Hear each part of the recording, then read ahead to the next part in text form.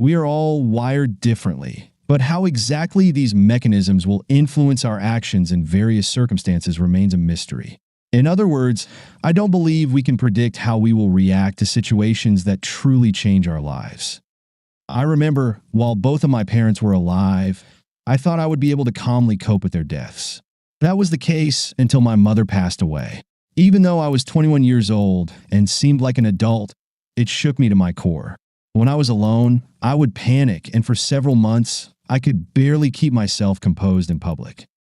On the other hand, when I was 19, I was on a date, and we were attacked by two guys. I didn't even think about what I would do next. I just reacted, even though I wasn't a karate champion or anything like that. I was only slightly bigger than the muggers, and one of them had a knife. I quickly moved my date behind me with one hand while simultaneously striking the guy with a knife in the groin. Then I elbowed the other guy in the face, so hard that blood spurted everywhere from what was clearly a broken nose. I tried to strike the guy with the knife again, but they ran away, though the one who had been hit in the groin moved rather slowly. I started to chase them, but my date pulled me back. The point of these two stories, which were the most dramatic in my life until I wrote this, though there have been dozens of other smaller ones, is that I could not predict my reaction to significant events. I married Teresa after we had been dating for only a few months, shortly after my mother's death. Teresa never met my mother, but she helped me recover from the malaise I experienced after her passing. I quickly fell head over heels in love with Teresa, and it seemed to me that these feelings were mutual. To me, Teresa was beautiful, with stunning hips that drove me crazy and a charming, delightful smile. However, what I loved most about her were her kindness and cheerful personality. I considered myself a pleasant, easygoing guy, and she seemed to appreciate that about me as well. We got married 6 months after we met. Although I try not to dwell on it, sometimes I wondered how I would react if Teresa ever cheated on me. In those brief moments when I allowed myself to think about it, I always believed that, unless the circumstances were completely bizarre, I would probably forgive her, and we would continue our life together. The only real effect these fleeting thoughts usually had on me was a determination to make Teresa happy, especially when we were having sex. Teresa seemed inexperienced when we first became intimate, although we never discussed our past relationships. Despite her initial hesitation, she gradually became more comfortable and began to enjoy our time together. I learned how to make her feel cherished and close to me, especially when I paid careful attention to her needs and desires.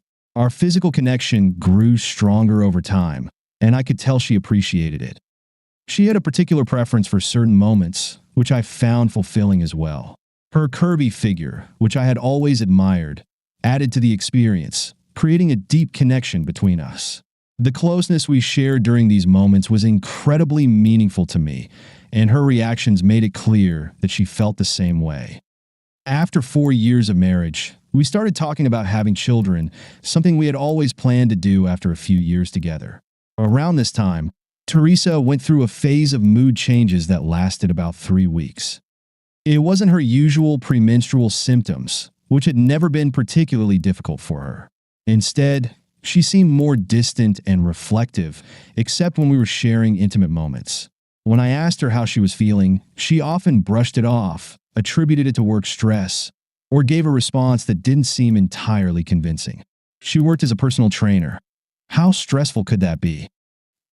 Then, one Friday evening, when I came home to our 2-bedroom apartment, I heard the words every man dreads the most. "Blake, honey, we need to talk." I swallowed hard and sat down in the living room opposite where she was sitting, sipping wine from a glass with a somewhat distant expression on her face. "Would you like something to drink, honey?" she asked. "No, I'm fine," I replied. "Is this about how you've been feeling over the last 3 weeks?" "Yes, probably. The thought of having children makes me feel anxious and dissatisfied. I have this intense desire. What I need to do is take a break from our marriage for a while, until I can get my thoughts in order. Then we could be together again forever and have 3 or 4 children." "A break? What the hell does that mean?" "We're not college professors." I probably shouted more than I replied. "There's no need to be rude, darling. Just a small break. Probably no more than a month." she replied, avoiding eye contact with me. I don't recall a break being part of our vows or plans, I retorted. I know, but things have become complicated for me. I just really need a bit of time off. Where are you going? Because I'm staying here, I responded, hopefully in a more conciliatory tone. My friend Karen from work has a 2-bedroom apartment, and her roommate just moved out, so I can stay there for a month or however long it takes. Only then did I notice that our 2 largest suitcases were packed and sitting by the front door. Very observant of me, right? I'll call you in a day or so, she said, standing up and walking toward me after finishing her wine. I stood up too. I hugged her. Please don't go, I said, my voice breaking. I need to, darling. I love you, she replied, kissing me with a pensive look on her face. Will you help me with the suitcases? She asked with a smile and another quick kiss. I followed her to her car, carrying the suitcases like some mindless porter. I placed them in the trunk and once more asked her not to leave. In response, she gave me one last quick kiss and drove away, waving goodbye. I held myself together until I returned to my apartment. But then I lost my composure, just like the day my mother died. All weekend, I could think of nothing but how to get Teresa back. I'm sure the messages I left on Teresa's cell phone were heartfelt. She did thank me for the roses I sent her at work when she called me. I answered on the first ring, and I got the feeling that in her eyes that was a pitiful response. In reality, it seemed like the next 3 weeks were a real ordeal for me. Of course, my situation affected my work, but fortunately, I have a job where I don't need to interact with others too much if I don't want to, and I have an understanding boss. However, even she picked up on my mood, and about 2.5 weeks into my despair, on a Wednesday morning, she asked me a serious question. What the hell is wrong with you, Blake? In the last 3 weeks, you've gone from being one of my top 2 employees to a useless pile of crap. Why is your head up your ass? Belinda asked me. As you can see, Belinda doesn't mince words and has a remarkable personality. She's 5 years older than me, smart, and although her looks are slightly above average, she's about 180 centimeters tall, and her figure is as impressive as her personality. Sorry, Belinda. I've been dealing with some personal issues that are distracting me. My wife has taken a break from our marriage. What did you say? She barked. Well, it means, I began to meekly explain, even though I'm 10 centimeters taller than her. I felt like a small child looking up at her before she loudly cut me off. I know what the hell that's supposed to mean. I'm wondering why you're such a spineless person that you're going along with it. I didn't take you for a weakling, Blake. As I stammered, trying to say something in response, she grabbed me by the shoulders with hands that were incredibly strong, even for a woman with muscular arms and legs. Stop trying to explain or justify anything. That's your personal business. And if you want to be a freaking pushover outside the office, I can't stop you. However, you have 3 more workdays to bring back the Blake, who is one of my best employees. If you don't do that within 3 days, I'm putting you on creative leave. Got it? Damn, she was intimidating. Got it, I replied submissively. By this time on Monday, what is that? 10:30. She continued. Yes, about that time, I answered. Good, by 10:30 on Monday, I'd better see the old Blake, or I'm suspending you from work for 2 weeks without pay. With that, she patted my cheek. What was meant to be a gentle gesture from her, and probably would have been gentle from any ordinary woman, then turned and walked back to her office. I continued to act like a fool on Saturday evening, still waiting for calls from Teresa and preoccupied with how to win her back, despite my desire to develop the strength of character that Belinda demanded of me. I decided to go to the movies to distract myself from my problems, but I went alone, not with a friend, and that's when I saw them. There was Teresa, with a broad smile on her face, holding hands with a guy whose physical appearance was, in my opinion, quite different from mine, waiting in line for tickets. I immediately went home with a broken heart. I went straight to bed, suddenly realizing how emotionally drained I was. When I woke up on Sunday at 8 a.m., I had a new outlook on life. I found that my reaction was vastly different from what I had previously imagined. Although I can't say I no longer cared about Teresa, because I truly did love her, My entire approach was a complete 180 from what it had been before, or what I could have predicted. I gathered some friends, and we played a game of mini football. 3 of them joined me for lunch afterward, and then I began searching for a new apartment. We had been living month to month in our apartment after the lease expired, and there were 25 days left until the end of the current month, so I could give 15 days notice and get the security deposit back. I went to look at 3 apartments and found one just 2 blocks from my office, which was quite suitable and where I could move in on the last day of the current month. On Monday morning at work, I was on fire. The old Blake was back with a 20% boost. Belinda didn't say anything. She just smiled. During my lunch break on Monday, I met with an old friend who had recently divorced and got a recommendation for a divorce attorney from her.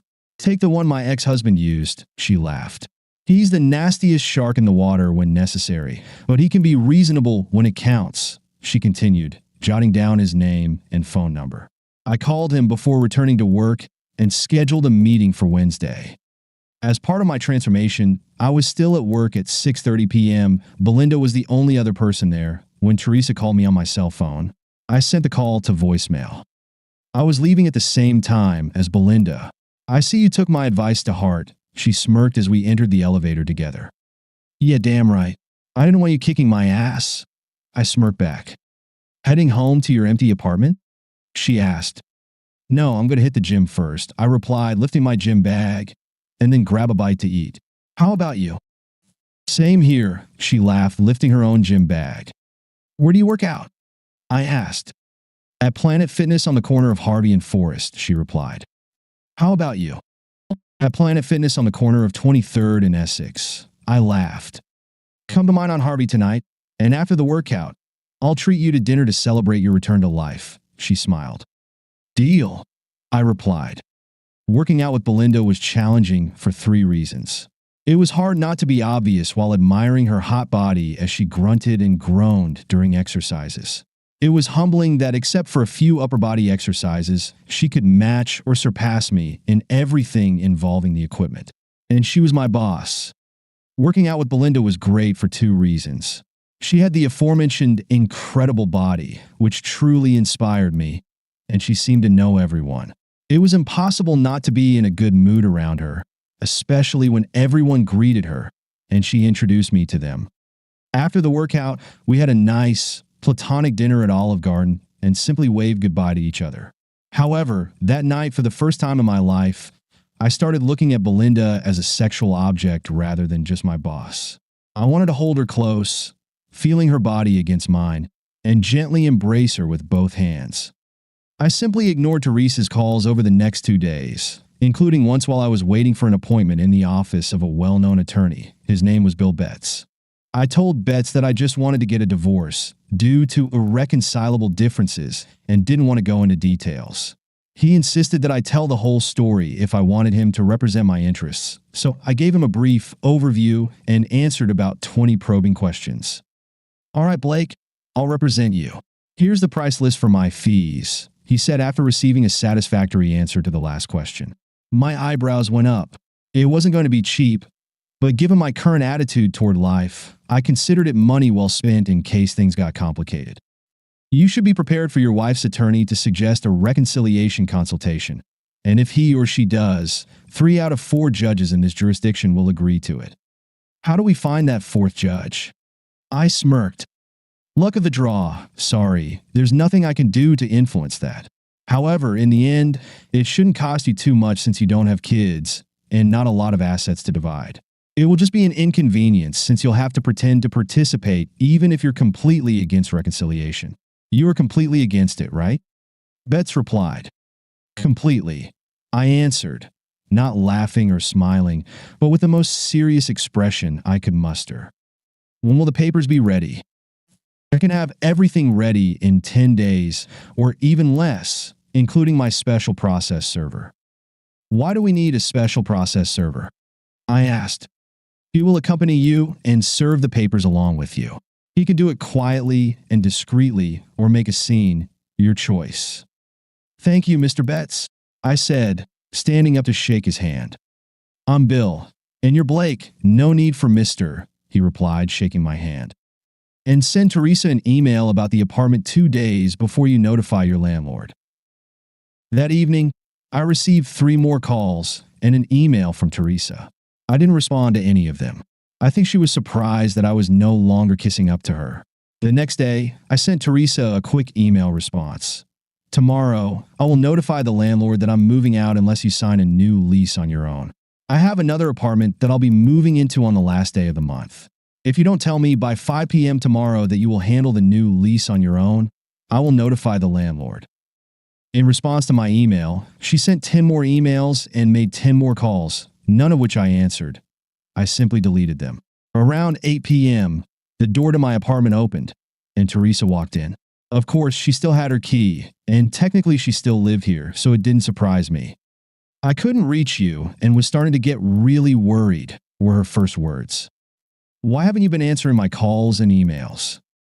"Because other than the status of the apartment, there's nothing you can say that would interest me in the slightest," I replied, turning up the volume on the basketball game I was watching. She stepped between me and the TV. "Please turn off the TV so we can talk," she said, hands on her hips, clearly agitated. "No, I'm really enjoying this game. Maybe we can talk after it's over or during a commercial," I responded. She reached out and turned off the TV. "We need to talk," she said, sitting down, but holding the remote in her hand, probably to keep it out of my reach. "What's so important that you have to interrupt my enjoyment?" I asked. "Don't you have anything to do on your break?" "That's exactly what we need to talk about. I think the break was a mistake, and I'm coming back tomorrow so that we can start trying for a baby in a couple of months," she said, her previous stern expression replaced by a broad smile, as if this were the best news in the world. "And who do you plan to have this child with?" I asked thoughtfully. "What, with you, of course," she replied, irritated. "Sorry, Teresa, but during our break, I came to some real realizations. I realized that I never loved you. You were just a good partner. And by the way, you were a good partner in bed," I said, frowning at first, then smiling. "However, I have no intention of having children with you or staying married even one day longer than necessary. I can file for divorce at a time that's convenient for you. I don't want to interfere with your important plans during your break." At first, she looked shocked, then surprised, and finally, a sly smile appeared on her face as she stood up and walked toward me, casually dropping the remote on her way. "I see what's going on, darling. You're a bit upset about my suggestion to take a break. How about I make it up to you in a special way?" I quickly extended my right arm, stopping her from getting too close. "Teresa, you're incredibly attractive, and I'd love to spend time together, but I want to be clear. This isn't about any kind of payback. I've already said we're done with the conversation. If you still want to be with me, head to the bedroom and get comfortable." I could tell she was surprised again. However, it was clear she didn't quite believe me and thought it might be part of a playful exchange. So after a brief pause, she smiled and said, "All right, darling," and started heading to the bedroom while undressing. You have to understand, I hadn't been intimate with anyone since she left about a month ago, and for most of that time, I was so depressed that I only felt the need to relieve myself once. Why should I turn down such an opportunity? Teresa was very attractive, and that's how she would be perceived. When I entered the bedroom, she was lying on the bed with a confident smile. I complimented her, quickly got ready, and felt excited. Though she briefly reacted to my words, her smile returned. I took my time, gently kissing and touching her, making her sigh softly. After a few moments, we became intimate, and she was more enthusiastic than ever. We both enjoyed the experience, and when it was over, she relaxed onto my chest. As the intensity faded, I gently moved her aside and calmly suggested she freshen up. She thought I was joking. "I don't do that," she replied with a smirk. "Then I guess I'll get back to the game," I responded and started to get up. She pulled me back with a playful expression that quickly turned into a forced smile. "Is this part of my punishment?" she asked, surprisingly going along with it. Her unexpected compliance and the way she moved reignited my interest. Before long, we were close again, and the intensity of the moment reached new heights. The sound she made drew me completely into the experience, making it one of the most memorable moments I've ever had. I didn't return to the game that evening. We shared two more intimate moments, one in our usual way and another in a way she rarely agreed to because of the mess. The next morning, I got up before Teresa and made myself breakfast. I was halfway through when she walked into the kitchen. "Something smells good," she purred. "Or maybe all my senses are heightened from the amazing night we had," she giggled. I didn't respond. "And where's my breakfast?" she asked, eyeing the plate with the remains of the omelet I was eating. "The eggs are in the fridge," I replied casually, pointing to it. She looked very puzzled, then sat down next to me. "So, what are we going to do after work today?" she asked hopefully. "I don't know what you're planning to do, but I'm going to work out and then grab a quick dinner," I replied. I thought that after yesterday, we might do something together tonight," she responded hesitantly. "Last night wasn't about punishment, it was just sex. I have to say, you really outdid yourself. I think I enjoyed it more intensely than ever before. You might be the best partner I've ever had," I said while continuing to eat. Although Teresa wasn't used to me talking to her like that, how could she not take it as a compliment? "See, you missed me," she began as I got up, rinsed my plate, put it in the dishwasher, and smiled. "Goodbye. Maybe we can do this again sometime." I was pretty sure I heard her say, but, as I walked out the door, but I wasn't certain because I didn't look back. That day at work, I received several affectionate messages and emails from Teresa. I didn't respond. I did cancel the apartment lease when Teresa didn't call me by 5 p.m. Additionally, I called Bill Betts in the morning and asked if the papers could be served at 8 a.m. on Monday at our apartment. He grumbled but agreed. Those weekends were perhaps the most surprising of my life.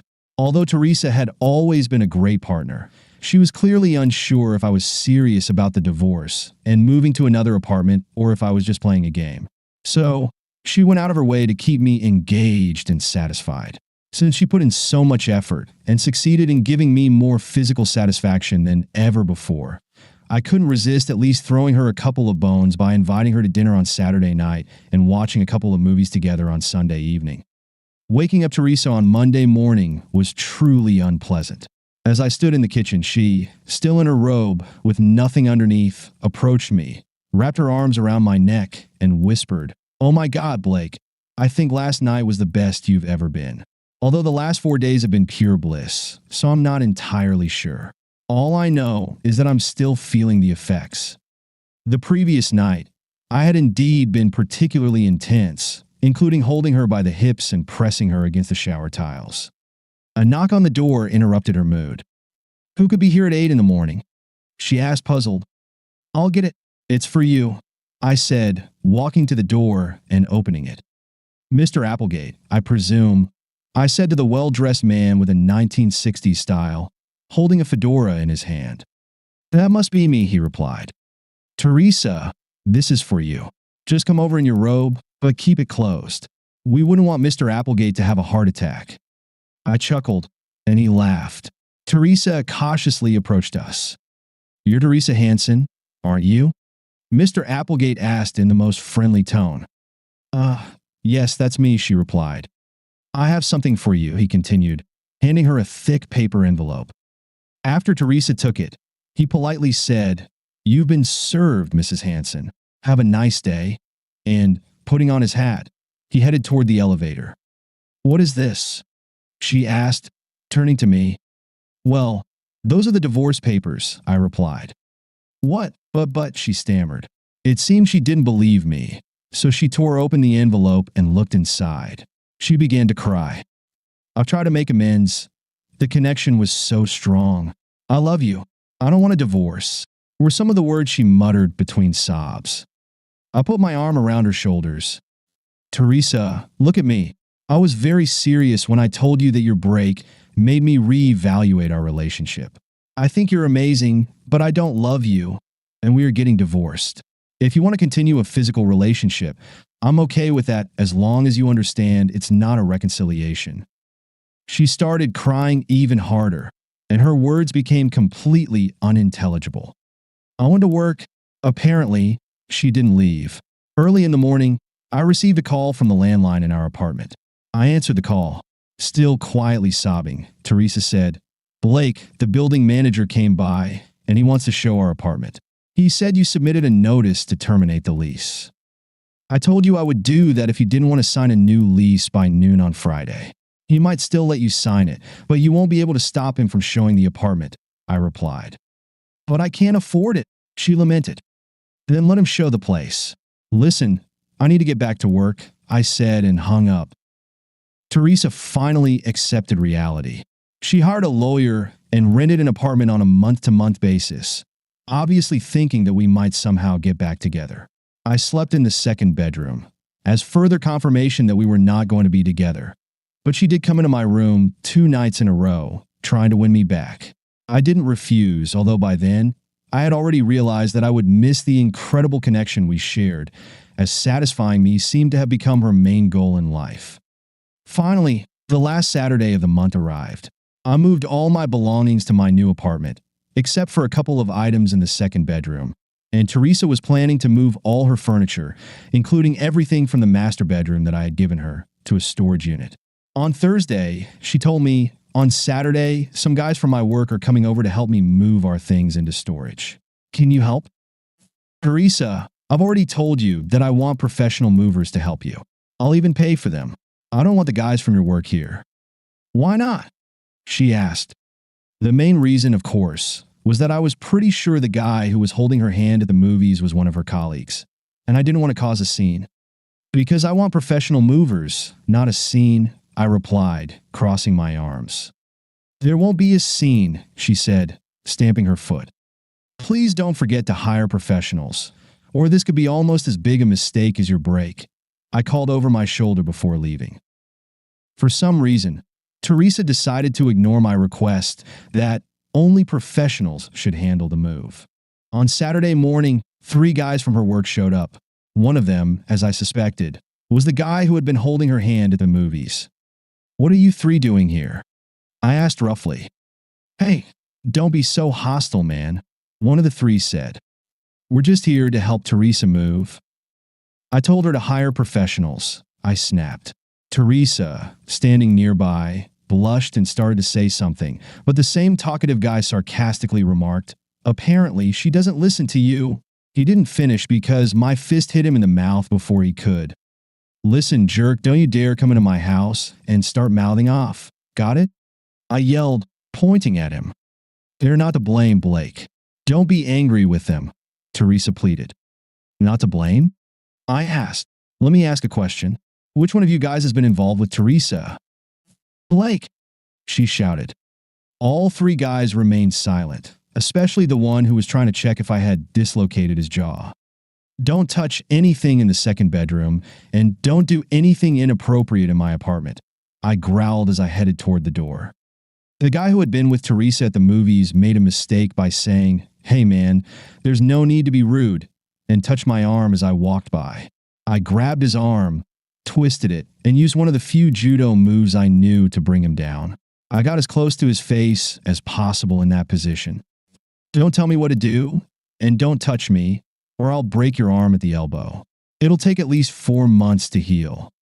Teresa kept shouting repeatedly, Don't hurt him, Blake, please. The 2 other guys seemed like they were about to step toward me when their friend yelped, One more step, and I'll break his arm, and then, I assure you, I'll take both of you down, I growled. They backed off. I pushed the guy with the twisted arm onto the floor, somehow managing to keep enough self-control not to break it, and then I left. After the moving incident, I didn't think Teresa would contest the divorce. I was wrong. Her lawyer requested a consultation with the court, and we ended up with one of the 4 judges who typically handle divorce cases.